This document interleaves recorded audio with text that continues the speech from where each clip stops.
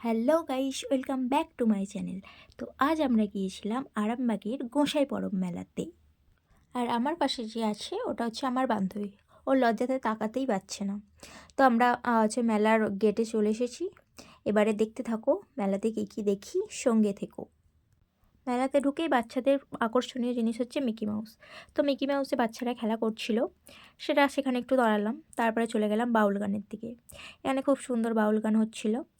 তারপরে চলে গেলাম একটু ছবি তুলতে। এখানে দাঁড়িয়ে সবাই ছবি তুলছিল।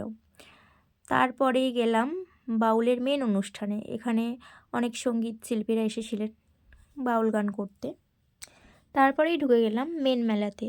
দেখুন বন্ধুরা, এখানে হাতে তৈরি সমস্ত কিছু জিনিসপত্র পাওয়া যাচ্ছিল। তারপরে একটু ফুলের দোকানে গেলাম। কি দারুণ দারুণ ফুলগুলো ছিল, আমার তো খুব সুন্দর লেগেছে। তোমাদের কীরকম লেগেছে কমেন্টে জানিও অবশ্যই।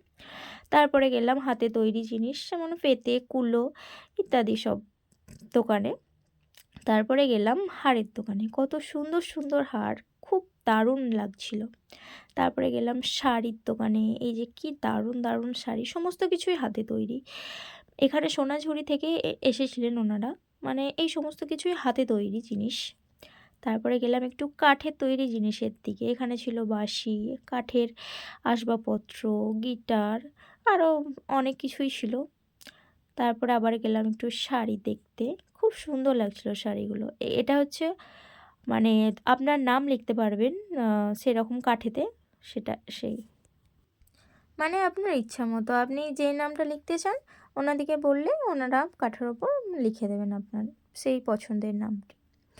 তারপরে গেলাম আর একটা হারের দোকানের দিকে। এত সুন্দর সুন্দর হারগুলো ছিল, শাড়ির সাথে প্রত্যেকটা দারুণ মানাতো, খুব সুন্দর লাগছিল। এই যে হারগুলো কত সুন্দর দেখতে।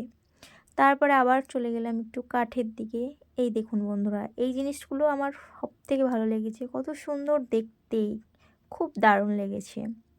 এখানে ছিল কানের বিভিন্ন ধরনের চুড়ি, এখানে ছিল পিসগুলো দারুণ দেখতে, সমস্ত কিছুই হাতে বোনা। তো সবে মিলিয়ে মেলাটা খুব দারুণ উপভোগ করলাম। তোমাদের কেমন লাগলো অবশ্যই কমেন্টে জানিও এবং চ্যানেলটিকে সাবস্ক্রাইব করো, সঙ্গে থেকো।